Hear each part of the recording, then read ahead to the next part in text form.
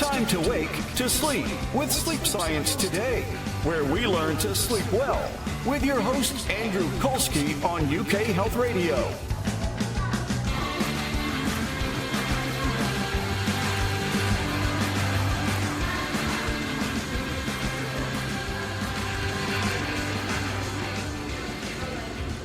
All right.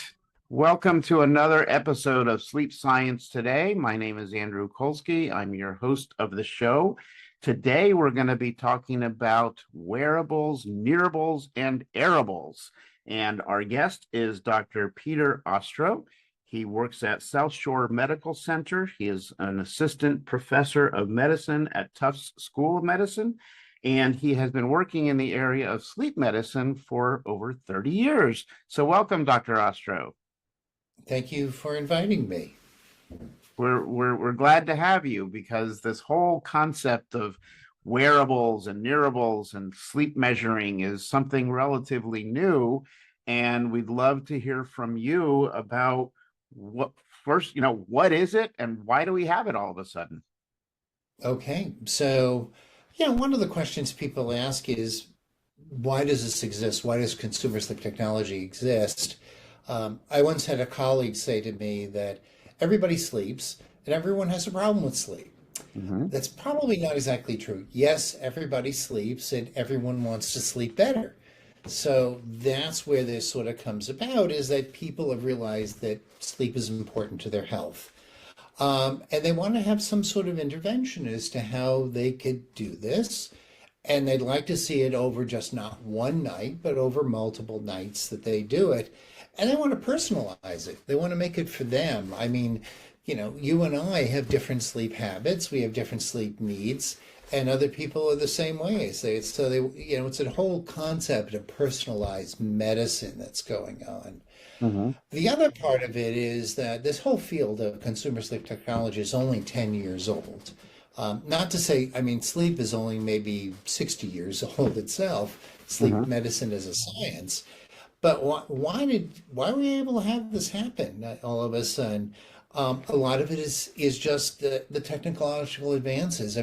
Think about it. When, before we were, when we were kids, computers were these big rooms of multiple machines.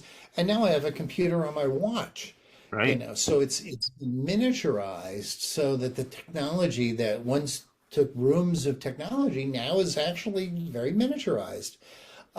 The other thing is just things that we can do to measure it, sort of everything from, how we record sleep in terms of, electrophysiology. But now, you have things that you can have, the what we call light and pressure that'll tell us about our sleep at home. Mm-hmm. I remember oximetry, the thing on your finger that measured your oxygen and your pulse. That used to cost like $2,000. Now it's like $30. And Wow. it's made with light. It's called photoplasmography, and it measures the density of light. And that could be done right in your bedroom now, is you can measure your own oxygen there.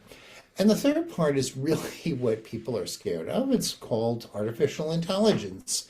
Yeah. And artificial intelligence is having these machines think like humans. And it gets deeper when you look at machine learning or deep learning, and now, of course, generative AI, is that artificial intelligence allows us to have formulas for this, so that people are really sort of have this available at this point. And now we can have technology at home. Right. I think our patients come in and they ask about sleep now. They ask their general practitioners, their internal medicine, their family practitioners who, what's going on? I don't sleep well. I can't fall asleep. I can't stay asleep. So they're all interested in what's going on with sleep medicine at this point, or is their sleep specifically. Mm-hmm. But I find it interesting that I would think that if somebody starts off saying, I'm having trouble with sleep, that they would probably want to go to a doctor, and they'd probably be looking for some sort of a medical intervention, a pill or whatever it may be. Mm-hmm. So how did that turn into measuring my sleep with a computer? Why did that even matter to them? they'll say, I'm assuming, well, I know I'm not getting good sleep. That's why I came here. So Right. what's the interest in measuring things, and what does it even measure? I think that people wanted more information than just I don't sleep well. I mean, they think, well, hey, do I actually sleep? And sometimes we talk to people and say, you actually maybe you think you're awake, but you're actually maybe in light sleep. Mhm. And there are different stages of sleep, and they all want to know, am I getting, good sleep with dreaming, deep sleep? So there's that whole issue. And the first part of it, of course, is, and I'm not going to get into this, but talking about sleep hygiene, sleeping, getting to bed at a regular time, relaxing before you go to bed, being in a room that environmentally is good for that. So a lot of it came out to say, okay, there are things that we all can explain that we actually all intrinsically know what's going on. But I think there's a group of people, and I'm not saying this is everybody who comes in, who really want to know what the measure is. They actually are interested in, how long do I actually sleep? Do I sleep in one position? Do I have enough deep sleep? Is those are things that people want to know, and the technology helps them answer those questions. Hmm. Obviously it's, some people are going to want more knowledge than others. Some people will just want, as you say, a pill. Some people want more of that. Some people don't want the pill. They want to learn how they can do it without, an external intervention. Right, right. It seems to me though that, you can get to a point where you're measuring so many things that it can cause a tremendous amount of anxiety because now you're looking at things that you didn't normally have the ability to see. Yeah, and in people sometimes actually focus so much on sleep that when they get this technology, they become obsessed with it. Hmm. Like, I come in, and a patient says, "Oh, well, I'm not getting enough deep sleep. It says here right on my watch, I'm not getting enough." And we have to sort of talk to them. They begin to get more obsessed. A lot of this occurred around sort of athletics. The athletes want to have optimal performance, so they learn about diet and they learn about training and they learn about their exercise, but they also learn that, hey, sleep is also important. So they begin to fixate on that. And there's actually some research that's showing that sometimes you focus a little bit too much on sleep to the point where you're actually getting poorer sleep because you're too obsessed with getting good sleep. Right. And I'll just say one other thing is that sleep duration doesn't equal sleep health. Hmm. It isn't just the number of hours you fall asleep. I mean, it's the regularity, it's the continuity of how long do you stay asleep without either waking up or arousing. Um, your quality of sleep, how deep versus light sleep, whether you feel like you're falling asleep at appropriate times, your own circadian rhythms, when you fall asleep, when you wake up, that there's a lot to it. It isn't just the number of hours you sleep. And Hmm. that's where people may get a little too obsessed about the actual number itself. Yeah. So, because there's so many factors related to someone's sleep, I would assume that these devices can be good in some areas and maybe not so good, or maybe not even look at other areas. And I'm curious, do you know the history going back to sort of the beginning of the development of these wearables and other devices for people? You said, Mhm. you had people who were sports people who wanted to measure things. Is that where it started, or where did this even start? Um, well, I think as we point out that everyone sleeps and everyone thinks they have a problem with sleep. So, that's part of it, and that's everyone. Hmm. Um, I think the technology, the consumer sleep technology, began on people who really were getting more and more focused on that. And as I said, because of our technological advances, we were able to meet a need. So there was a need. I mean, there were people who wanted to, whether they were athletes or just consumers who just wanted that. And the industry realized there's an opportunity here as the technology was improving to be able to go ahead and put this together. So it was a need and a demand, and therefore a supply that could be there. They could develop it. And this is, as I said, is only about 10 years old at this point. And so there's been an evolution in the technology. And they get better and better. And there's more and more things, as we will say, is there are more and more devices we have available to people to actually monitor their sleep. And hopefully the cost will continue to come down. I mean, this is another issue, is that this is a technology that you have to buy. It's not going to be covered by insurance. It may not be covered by your health savings account. So it may be something that you have to consider getting out of pocket for. And I think that's where, the industry has to match that by developing technology that's more accessible to everyone in the population rather than just people who have the interest and the money to do it. Right. So there has to be that. And when I've given lectures on it, one of the things that I get asked about is this a technology for just people who can afford it, or is this going to be a technology that's going to be available to everyone, and not have a financial limitation? And I realize I have no control over that, but the fact is I hope industry sees there's, clearly a market for everyone in this, that they would get benefit from it.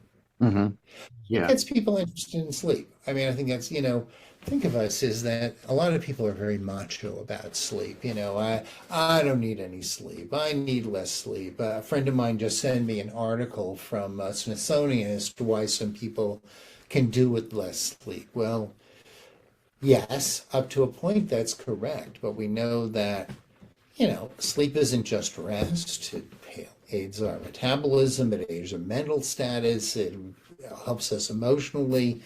There's all these factors that people don't talk about with it. And I think this is where people want to get better sleep. Right. Well, in a little later on in the show, I want to talk about the actual technology that's out there. But for right now, I am curious, since you've been in the field of sleep medicine for over 30 years, then I'm sure you must speak with colleagues in the area. And I'm curious, what type of conversations go on between sleep doctors about, technology at all? Are some people anti and some people pro, or is there a general theme that people are embracing this? What's happening behind the scenes? You ask a very interesting question about it because, as you say, the technology is new, and there are some people that are going to be resistant to it because it's not medical grade. Mm-hmm. So there's a whole discussion. There are large groups of us who are seeing the future is here. Mm-hmm. People want some control over their own health. And this is one way they get it is by gathering their own information. So I think there's been articles written about it, looking statistically, and not all sleep physicians are really conscious of it. They don't really necessarily accept it. Some of them never ask about it. Sometimes if a patient asks, they don't necessarily listen.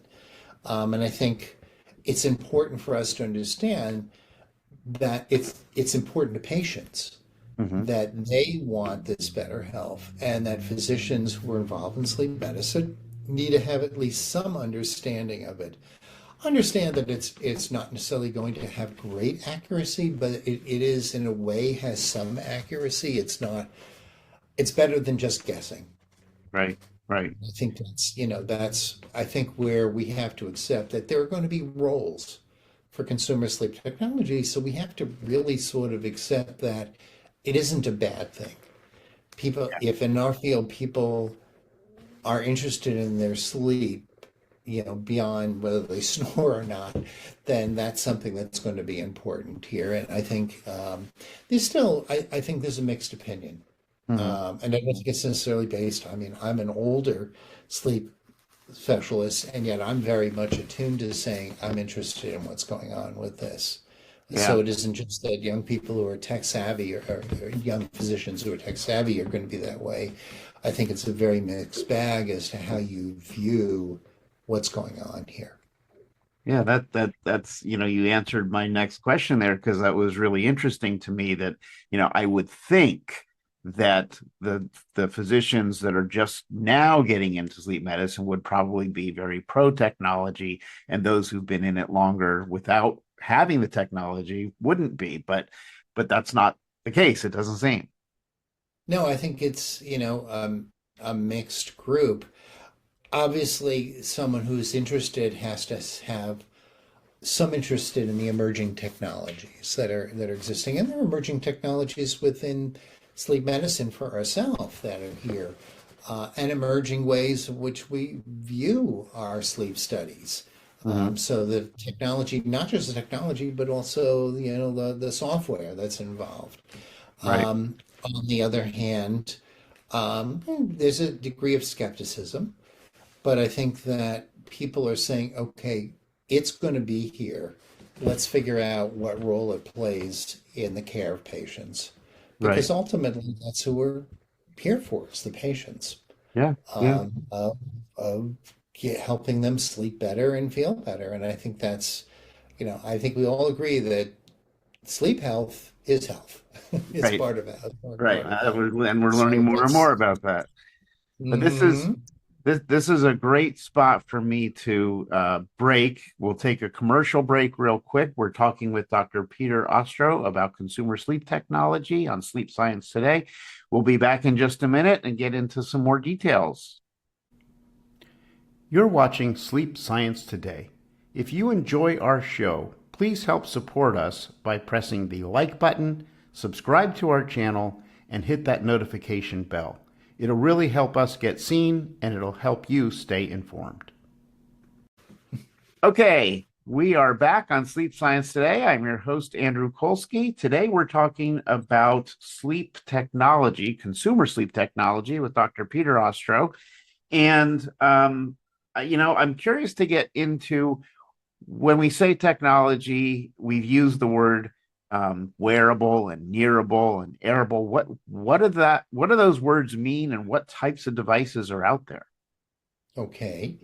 I'll start with the definitions of each. So, wearables is some item of technology within sleep now that has direct physical contact with the patient that they wear.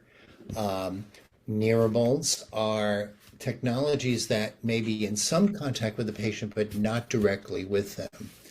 And airables and that's sort of a name that came up, is probably more the software that is applied as as medical technology or medical devices. So it's sort of like it's the software that serves as a medical technology rather than something that's physical.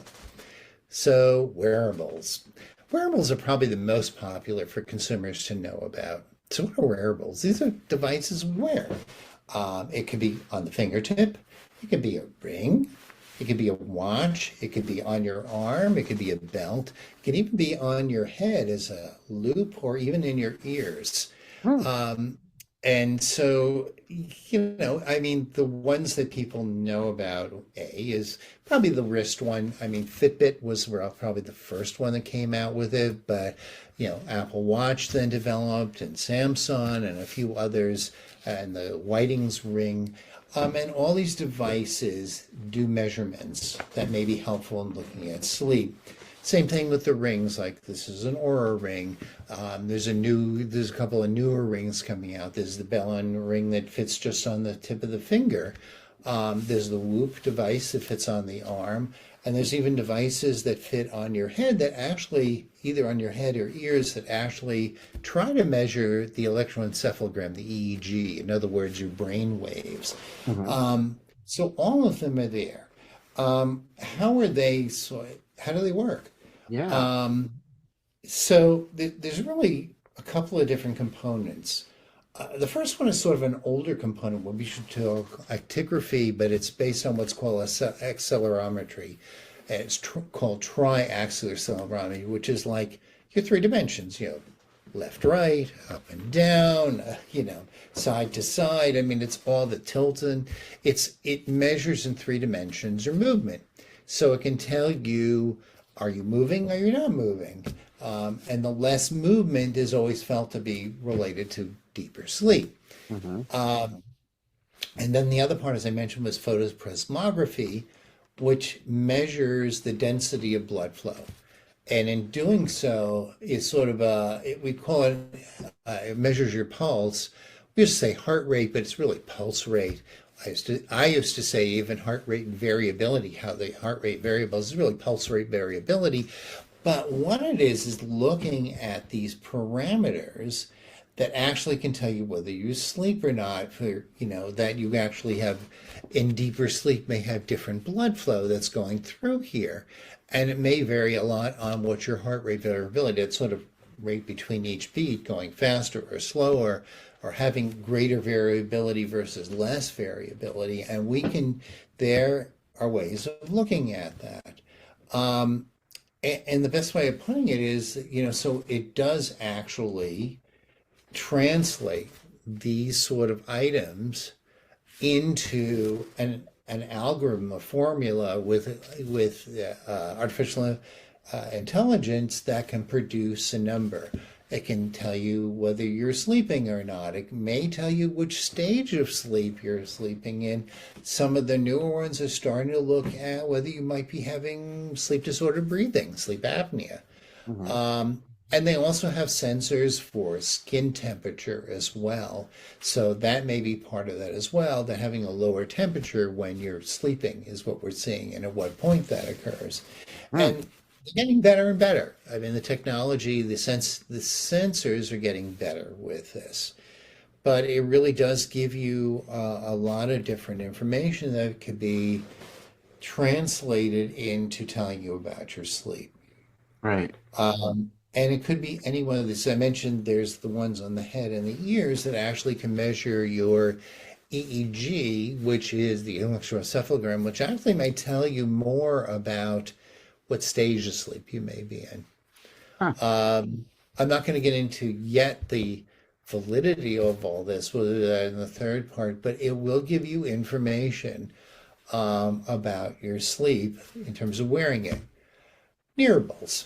Nearables are devices that may be in your pillow or in your mattress or at your bedside that measure different aspects of it. And it does the same thing as the wearables do, but in sort of different. It may look at pressure. It may look at, again, it moves the accelerometry, your movement. It doesn't have the light part of this, but it has other sensors that will do that and give you information. So some people have looked at, different mats that sit underneath the sheets on your mattress that'll measure your movement and other factors, your body temperature. It may not tell you oxygen, it can't really do that, but it will look at other aspects. And so they are sensitive as well. They're a little less known for most people because they don't tend to buy those things. They tend to look at something that's easier to deal with. I mean, a mattress you want to put under, maybe you got to arrange it. Maybe maybe your pillow monitor has to be made in a way and may have some disruptions in sleep that you don't necessarily get by wearing the wearables.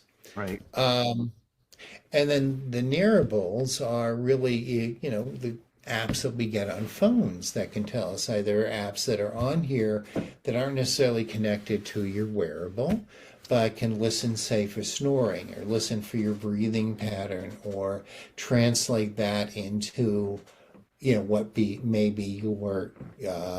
what stage of sleep you're in at that point. So all of them do something slightly different. Right. We don't always know how they measure it. I mean, a lot of the algorithms are proprietary, so they don't share it with the FDA. And of course, we don't see the actual graphics, but there's a certain degree of accuracy with them that occurs. Costs vary. I can't say one thing. Even if you look at an Oura Ring, there could be $200 difference between it, or an Apple Watch, or an older Apple Watch, versus a newer Apple Watch. or different, I don't know much about Fitbit's varieties, but there are a lot of different Fitbits out there. Yes, So there you don't are. know which one is actually, the cost is different and maybe the measurements are slightly different and the accuracy might be slightly different. So, but it's interesting, there's a lot of choices, and I can't sit here and recommend one versus another at this point. Maybe in the future we'll know a little better, what's going to be available to people. So, yeah, I mean, I find it really interesting, but Hmm. also confusing the fact that Hmm. there's so many different ways that different devices are trying to measure things. And, Hmm. all of the work that has to go on in the background for someone to even figure out how are you going to measure sleep. Um, Hmm. and then put that in a package that is cost, you know, a cost that a consumer can actually afford, because even now, you look at an Apple Watch, for example, those are pretty expensive. They're not, a $30 item. um so Exactly.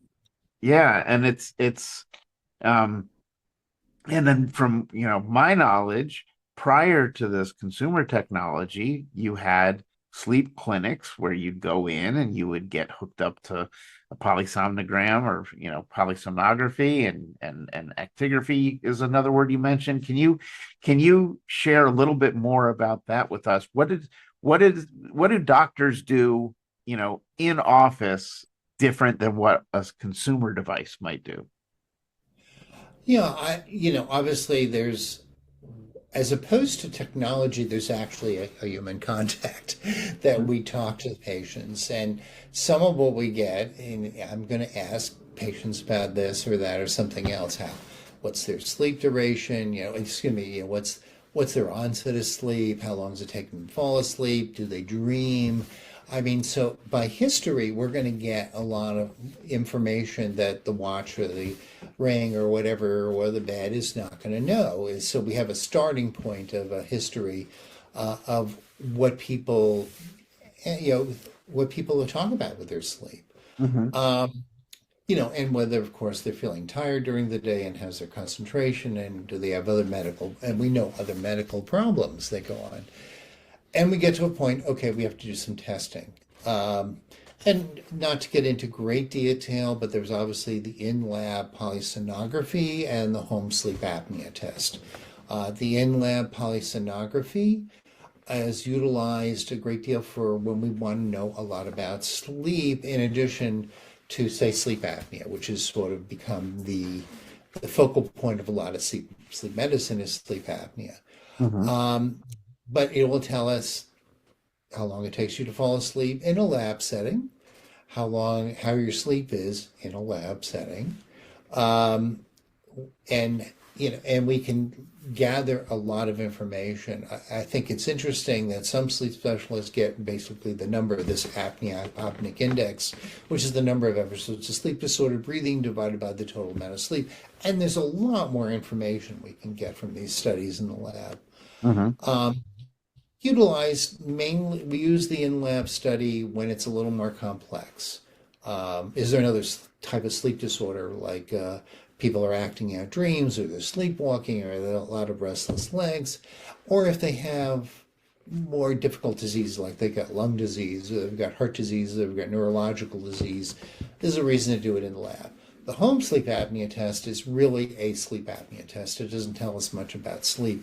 So in some ways, it's even less, tells you less about sleep than the consumer sleep technology. It doesn't tell you anything about sleep, really, Right. and really just for screening for sleep apnea. Now, again, there are newer devices coming out, or not even that new.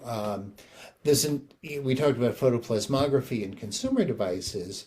These devices also have what's called arterial tonometry, which Hmm. is measuring the pressure in your finger, and that seems to correlate with sometimes sleep staging, and whether you have sleep apnea or not. So it actually tells you a little bit about sleep. Wow. And there are a couple of new devices. I mean, the one that's been out there, the WashPad, has been out there and approved by the FDA for a long time. another one called Sleep Energy, which just sort of fits on the finger here, and it Mhm. measures oxygen and these other factors, and it does what's called cardiopulmonary coupling that can Mhm. tell you more information. And this may be where things may head, is that you can now have a home study that might tell you a little bit about what's going on with sleep, which currently is the standard is not anything about sleep.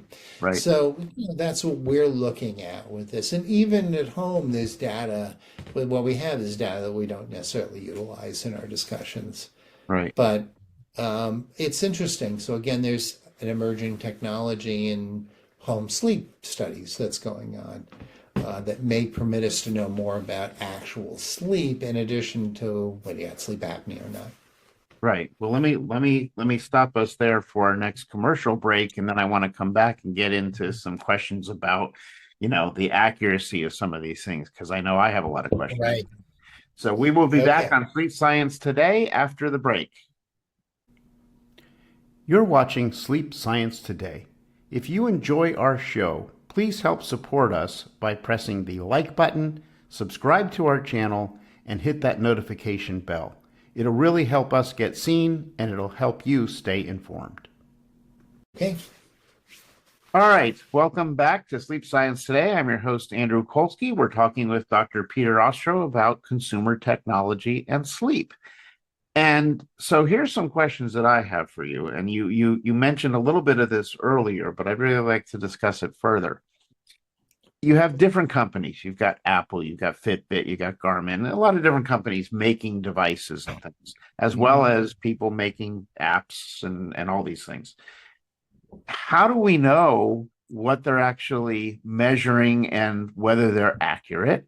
And are there things that they can't really measure? Because I know with my own practice, I run into some problems. I'll throw one out there just as a starter.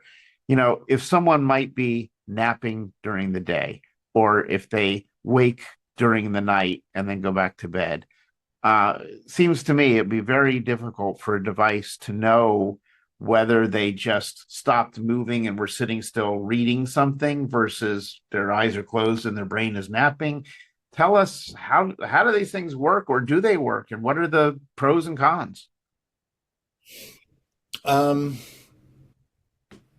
Let me say the pros for a little bit is that one, it gets people interested in sleep, as we said earlier, which is Mhm. good. Right. Um, Two, that people want to know a little more information and intervene on what's going on. And three, this is sort of a big one, is that these consumer devices can give us a longitudinal view. In other words, we do a sleep study, it's one night, maybe it's 2 nights, but it's really a night or two. That's your whole life is a night or two. The consumer sleep technology allows you to look at it night, night, night, night, night, and may be good in terms of getting an idea of someone how they're doing relative to themselves. Mhm. So in other words, you and I may have different things on our watch, but we're pretty consistent in who we are as an individual. So maybe it gives us more accurate information about a person, precise about us as precision medicine. The con, the first to start with is what are they doing and do they work? We look at, we want to know accuracy. What's the accuracy of these devices? How valid is their information? And sort of we're looking more and more and saying, okay, maybe it's not validity. We're looking at maybe it's performance. Are they doing something we want it to do? The comparison is really sort of funny. Is that when you think about, okay, um, your device that you've got your sleep study here is mostly in your home, in your bed. Right. The comparison has been with the polysonography in a lab. So you already got two differences there. The the information we're getting is from an algorithm produced by AI, by an artificial intelligence. The sleep study in a lab is by a human who scored it. We can't see the data. We can't see the raw data on these consumer products. We can see the raw data on the studies in the lab. Just thinking in terms of we're talking about time in bed. Time time in bed, we know in the lab. You can see it when they get into bed, when they get in bed. Right. Time in bed on the home study, depends upon what the computer or the chip is saying about it. So there's a lot of sort of stuff that goes into that, looking at it. Having read a lot of studies about accuracy, I can tell you, for a starter, that they are pretty accurate in sensitivity. If you're asleep, you're asleep. It tells you right, you're asleep. The specificity is the problem, is that if you're awake and staring up at the ceiling, it still may say you're asleep if you're not moving around. Right. And if you're breathing the same. So it overscores maybe the sleep efficiency that we're looking at. It may overscore the actual, in other words, the duration of sleep. It may not tell us a lot about how much wake time there is after sleep onset, which is a figure that we look at. In terms of the sleep staging, again, you know what you're looking at a polysomnography. We don't see the graphics in the sleep, so we don't know. Is it right? I mean, is pulse rate variability a really good measure? I mean, we think it is because we can see it is, but is it totally accurate or is it partially accurate? And then finally, you get this thing called the sleep score on a lot of these programs. So you've seen that, oh, I got a 98 last night. Oh, I got a 75. I'm not so good. Oh, I only got a 60. That's really bad. Well, where does that come from? We have no idea. Again, it's AI has generated this idea for you. So it's sort of, the technology helps. The other part of this is that, and we're even seeing this now, like we all know there's been a discussion about oximetry and accuracy in people who have darker skin. That it may be overestimating oximetry, say, and African Americans.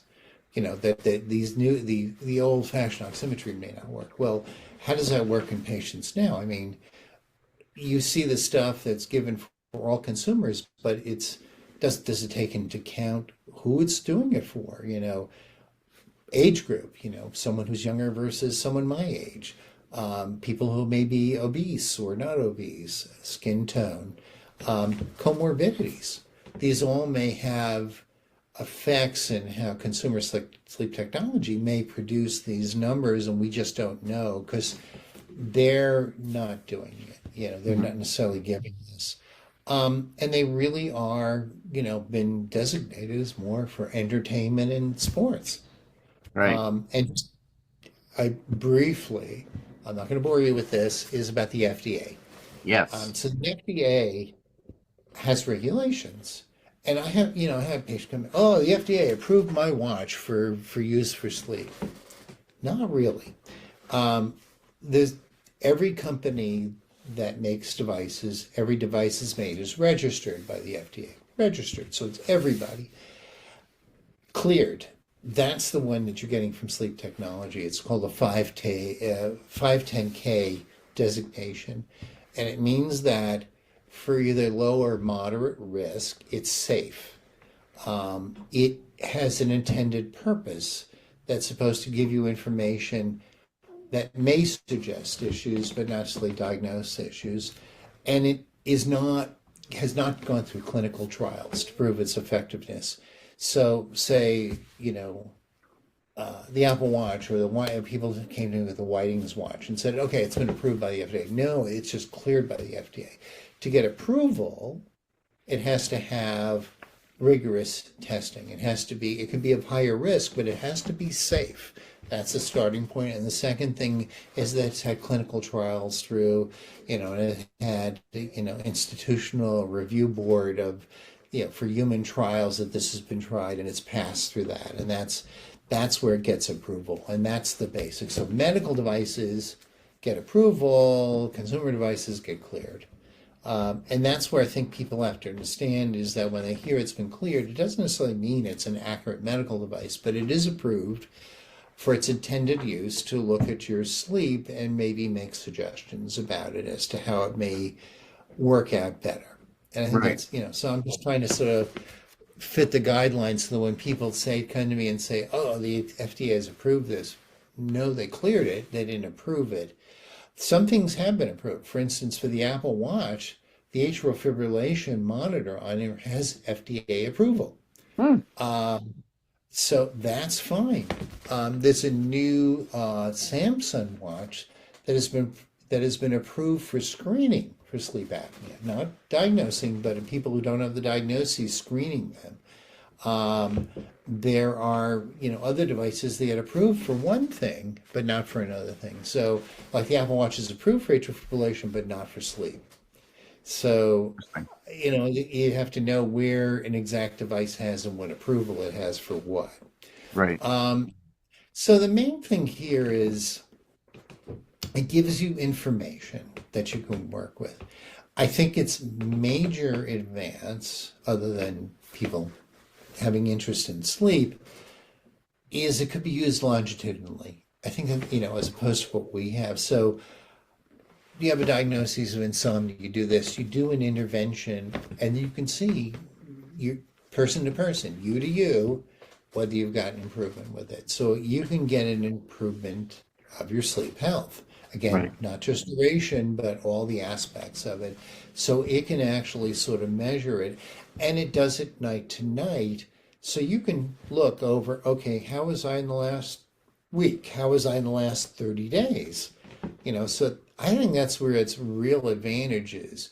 Maybe even in our patients who have sleep apnea, who we test and put them on CPAP, it can tell us whether they're sleeping better, because the machine doesn't tell us about their sleep, just tells us about events. But this is a way of saying, okay, your Apple Watch says you did this, this, and this, and now we treated you, and are you getting better sleep according to your Apple Watch? So comparatively, within the thing, it doesn't matter whether it's totally valid, but it's totally valid for Andrew or totally valid for Peter. Right. And that's where the validity in performance helps. And I think that's its big advantage is it can help individual people, their own personalized medicine.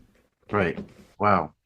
Well, unfortunately, we're out of time for today, but it is interesting to see the speed at which technology continues to improve, and like you said earlier, get smaller and less expensive and easier access for people. So, but these are all important things to think about and to know about when you're looking at consumer sleep technology. So, Dr. Peter Ostrow, thank you so much for joining us and sharing all this information. And thank you for inviting me, and I've enjoyed talking about it. I really find it an interesting subject, I think, for now and the future. Thank you.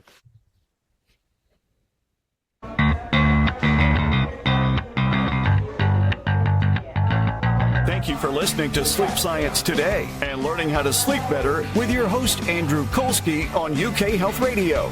For more information on how you can achieve better sleep, go to sleepsciencetoday.com.